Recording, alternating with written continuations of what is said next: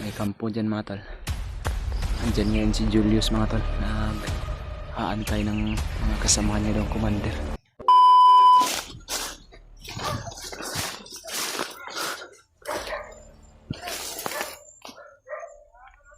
Tago ka brad. Yan may mga aso silang dala. Sobrang dami nila mga tol. May mga aso silang dala. Tago ka brad.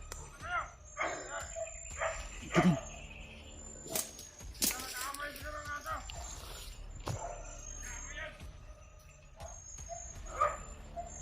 May mga aso silang dala mga tol. Muntik na kaming makita ni Juju mga tol.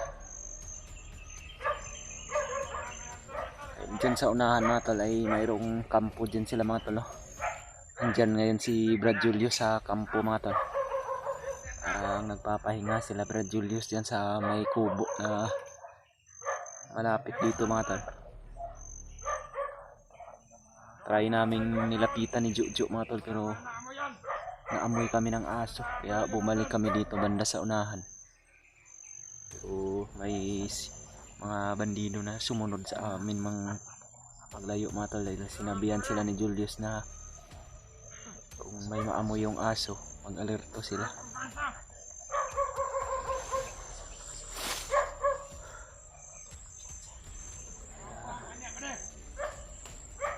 Kontak ko pala ulit sila Brad Remart mga tol, no?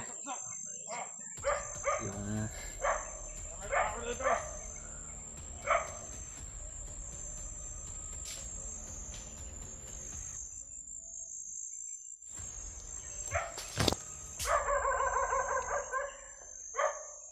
marami silang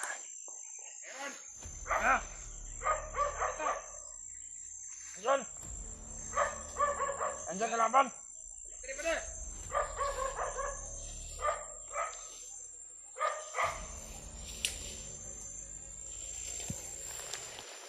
May naamoy yan siguro yung aso natin ba? Andiyan na, malapit. Huwag daw niya.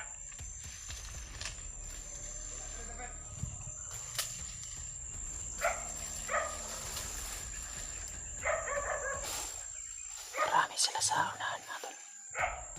Huwag kang maingay Brad. Ikan tanaw ba na?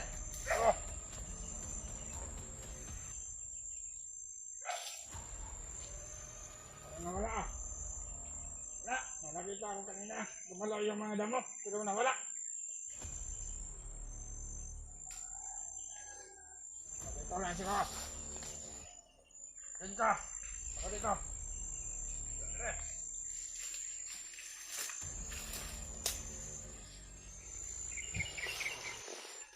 Wala yata mga hunter ba de?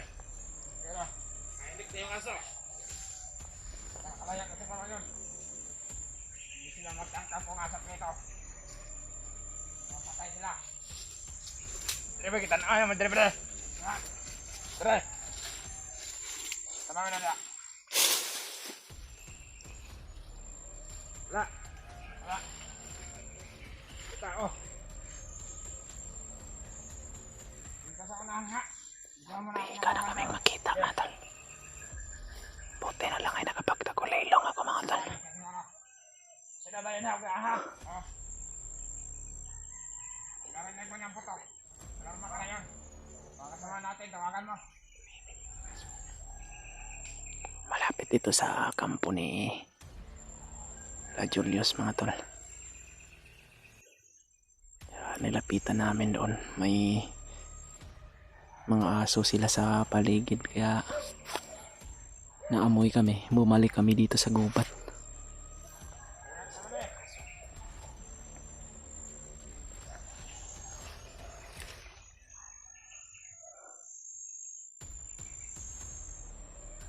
Buti na huminto na yung aso sa pagtahol.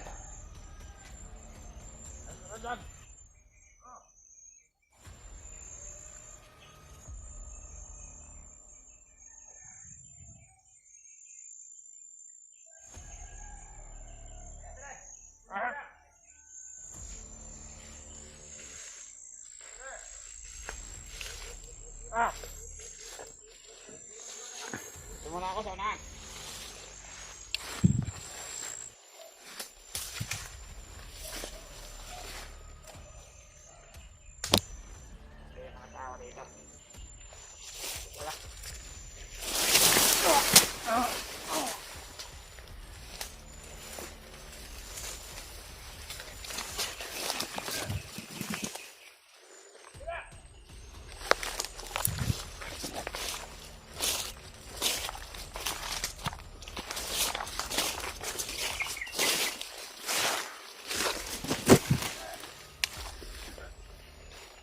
Hanap na yung kasama nila.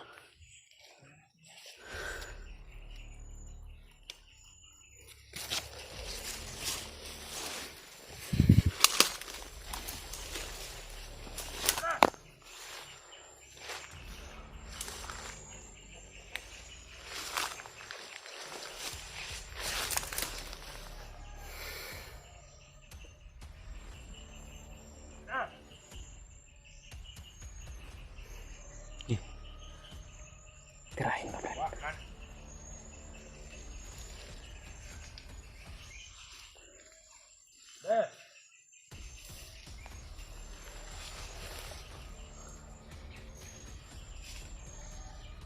Pagi na. Atras, atras, atras. Kami hantar.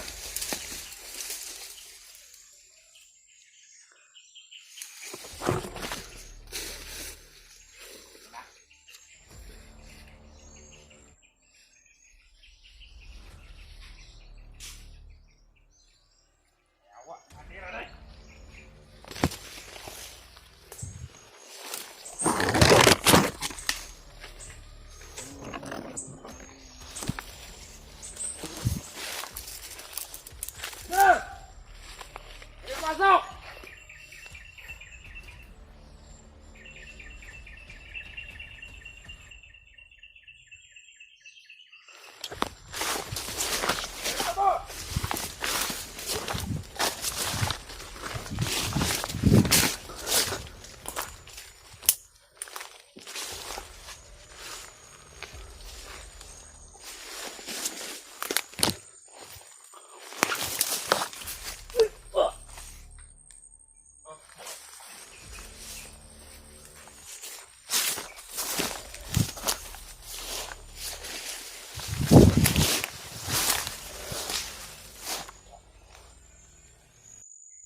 Yari ka dito, Jo. May mapapunta dito, Jo. Hika. Baka makita tayo.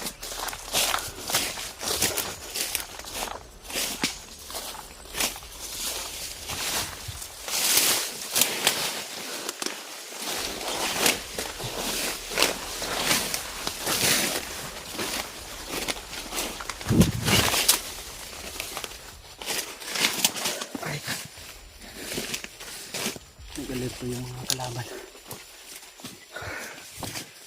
dahil may nakapagsigaw mga tol. Malapit kasi ito sa kampo mga tol eh. Sana hindi narinig yun ng mga kasama niya yung sigaw ng pas lang ko nakita kasi niya yung kasama niya brad na wala ng buhay.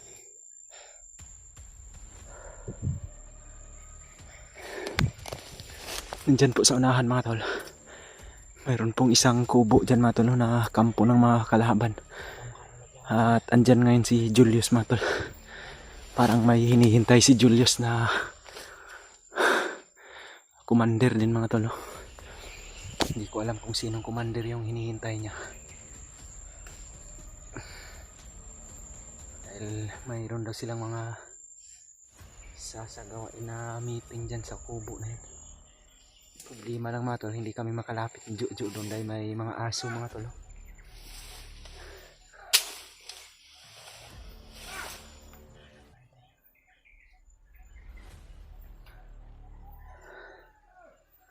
Nakontak namin si Brad Dreamart, si Brad Julio mga tol, pero yan ang Brad.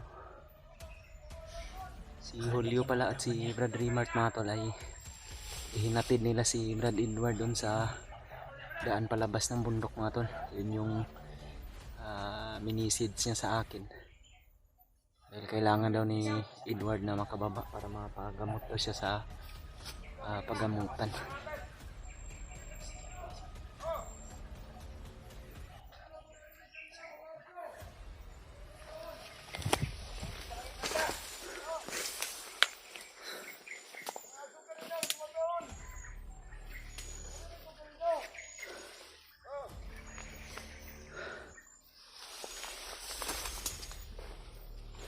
Tago muna tayo.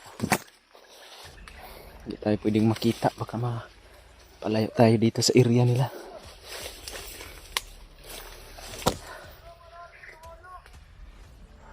Grabe yung napagdaanan namin ni Jojo kagabi mga tolo.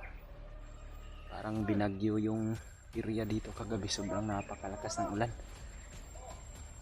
Lahat ng gamit ko kagabi mga tol ay basa. Yung jacket, yung damit ko ay pinalitan ko ng jacket. Tapos yung damit ko mga tol, nalabhan ko pero hindi na basa, ay hindi pa na tuyo.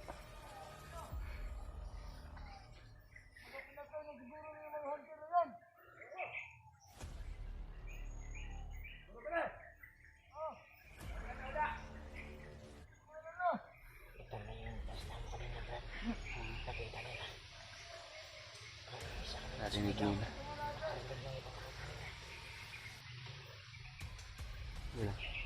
Ilan tayo lalabas ako na dito para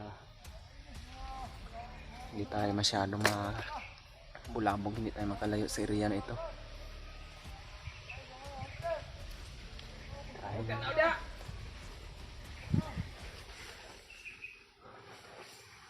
Direk pundo.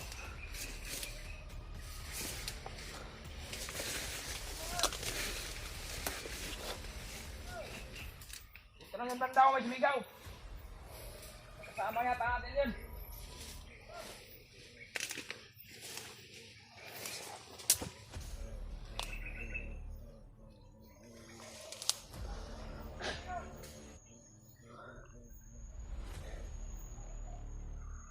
Sana mga tol makarating na sila Brad Julio at si Brad Raymart dito mga tol para mapadali na itong mission namin dahil sobrang napapagod na talaga yung pangangatawan ko mga tol. Na-miss ko na rin yung pamilya ko pero hindi pa ako makauwi hanggang sa ngayon dahil hindi pa namin naligtas o natulungan si Julius. At tayo na nakita na nila yung kwandag.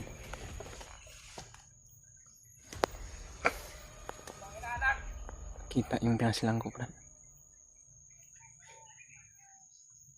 Kapangin mo nga pala.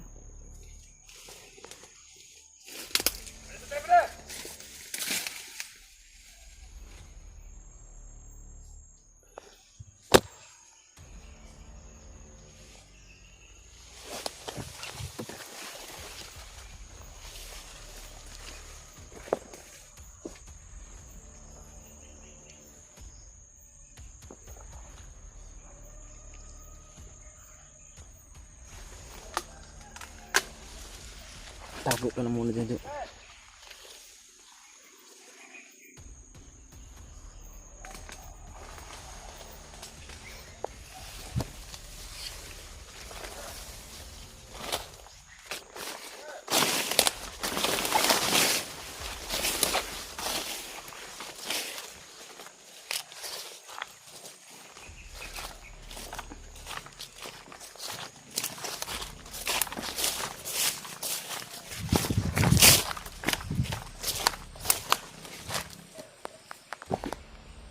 Ayun yung kampo mga tolo na sinasabi ko mga tol.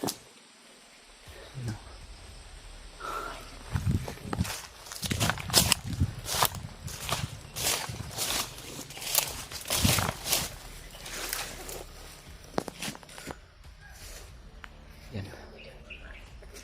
May kampo dyan mga tol. Andyan ngayon si Julius mga tol. Nag-aantay ng mga kasama niya daw, commander. Fred, may papunta dito. Dili.